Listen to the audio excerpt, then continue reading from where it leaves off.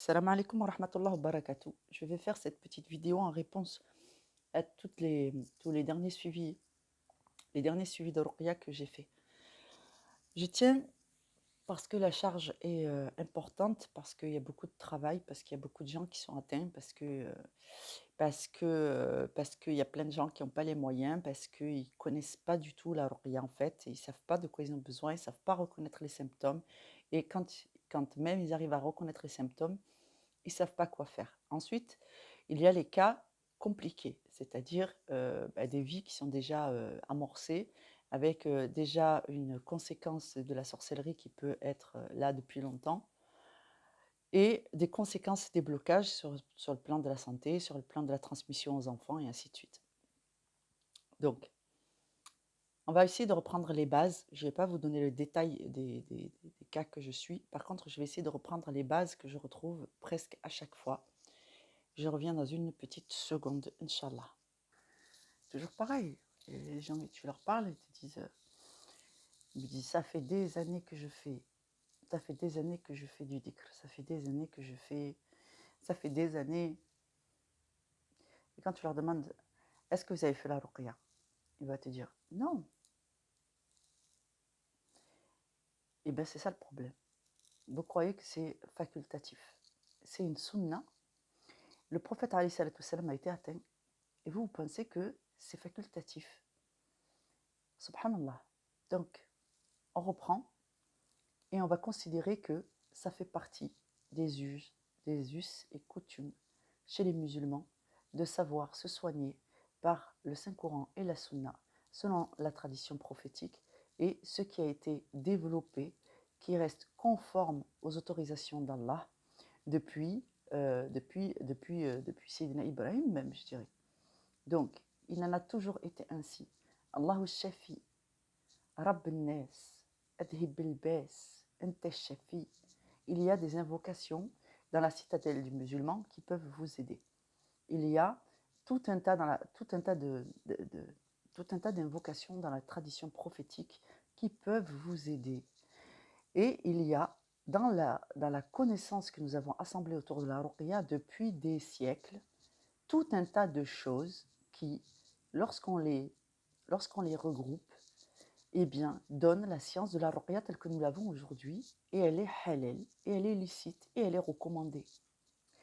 Donc, si tu me dis qu'il y a des gens, ils ont inventé l'aspirateur, mais ils ont pris des choses halal et ils les ont assemblées, et donc du coup, l'aspirateur, j'ai pas confiance, eh bien, continue à passer le balai avec ta zarbiya là, hein, en sachant que en plus, on a inventé des balais plus modernes, et en plus, on a inventé l'aspirateur, mais vous avez envie de rester avec la zarbiya.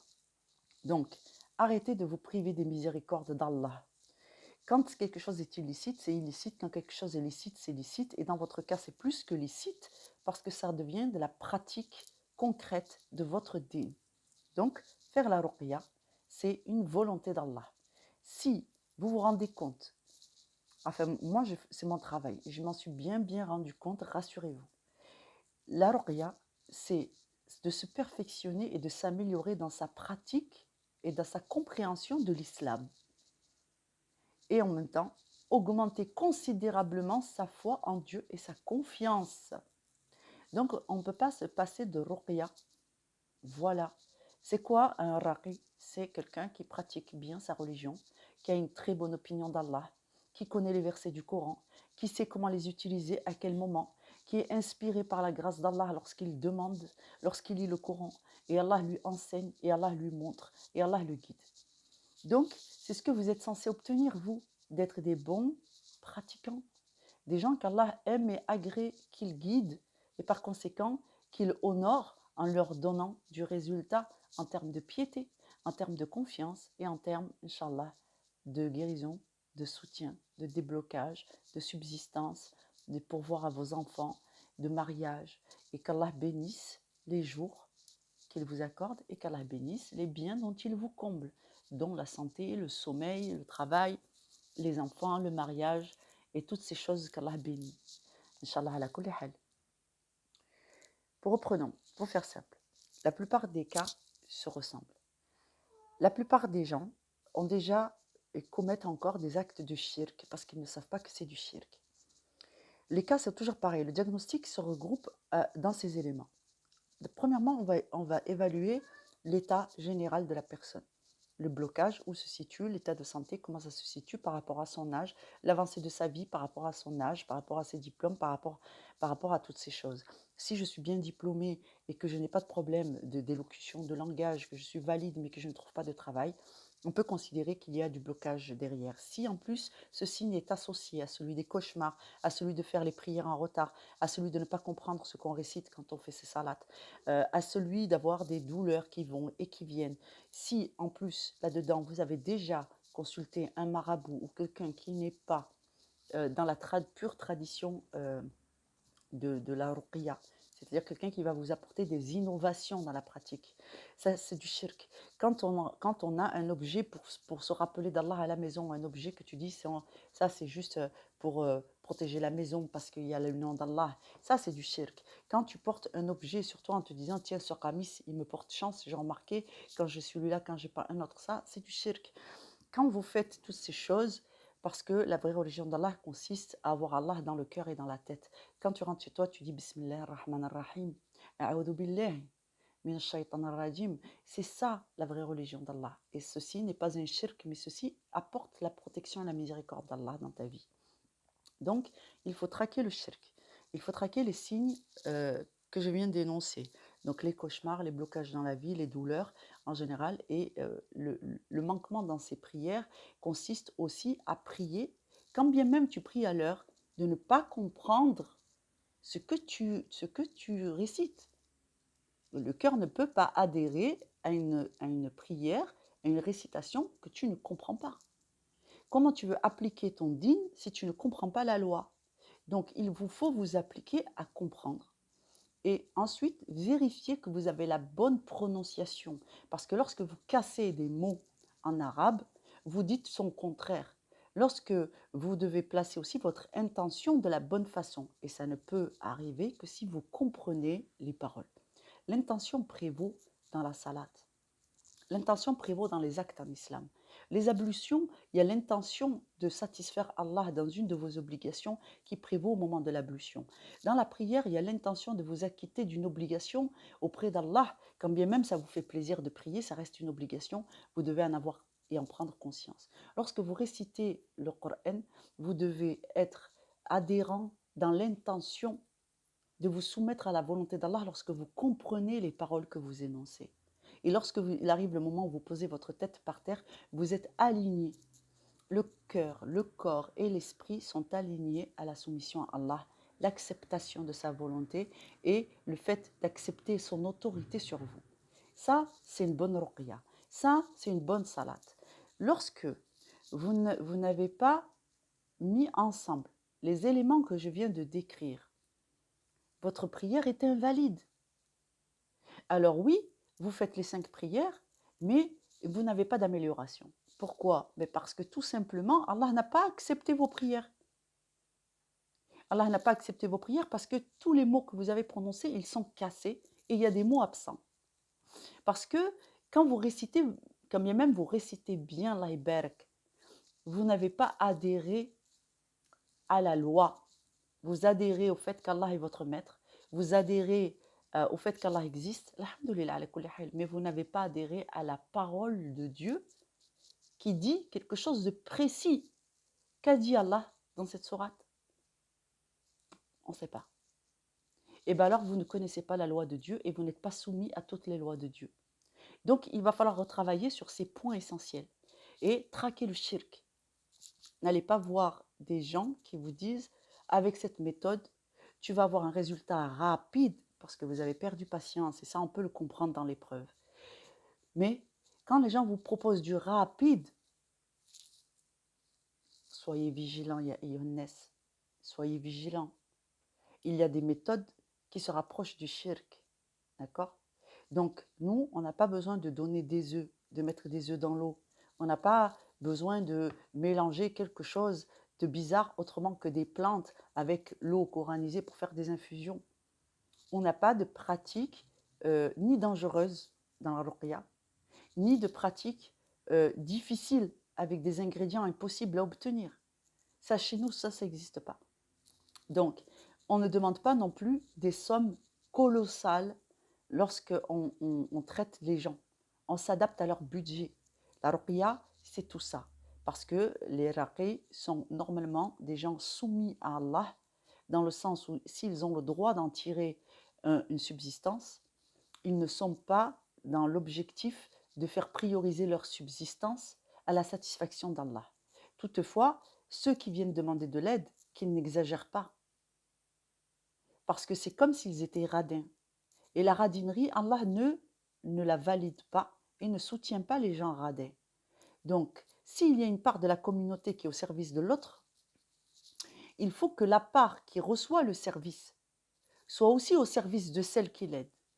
Donc, si on vous demande une petite contribution, donnez quelque chose, mais ne considérez pas que vous ne devez rien fi sabilillah. Parce qu'en réalité, ensuite, c'est vous qui êtes en porte-à-faux avec Allah. Il y en a parmi nous qui vous demanderont de nourrir le pauvre. C'est un rappel. Lorsque vous faites une zakat, si vous avez besoin d'une guérison, la zakat est un outil puissant pour obtenir le pardon d'Allah.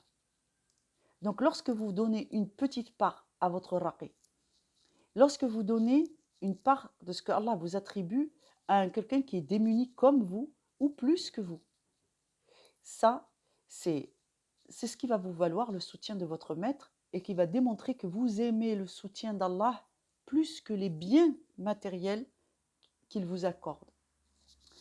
Parce que si Allah vous veut du bien et qu'il considère que vous êtes quelqu'un de bien, mais que vous n'avez pas compris la bonne posture en islam, Allah va vous retenir sa miséricorde pour pas que vous deveniez des mécréants. Lorsque vous aurez compris le bon sens du partage, de la répartition des richesses, de la générosité, de la miséricorde que vous devez développer, alors Allah pourra vous attribuer des biens sans que ces biens ne vous corrompent. Donc il se peut qu'Allah retienne sa miséricorde sur vous parce que vous avez perdu le sens d'une de ces éléments que je suis en train de vous dire. C'est tellement important que j'ai juste envie de couper la vidéo et de vous inviter de la repasser et de prendre des notes. Ce que je suis en train de vous dire, c'est la base du monothéisme, c'est la base de l'islam. Quand il vous manque une de ces bases, la ruqya ne fonctionne pas. Voilà. Parce qu'Allah refuse son soutien. Donc la ruqya, c'est quoi? C'est demander le soutien d'Allah. Mais Allah, c'est lui qui est à l'origine de tous les blocages. Quand un ennemi te fait du mal, il ne peut t'atteindre que par la permission d'Allah. Et Allah est bon et généreux avec ses serviteurs.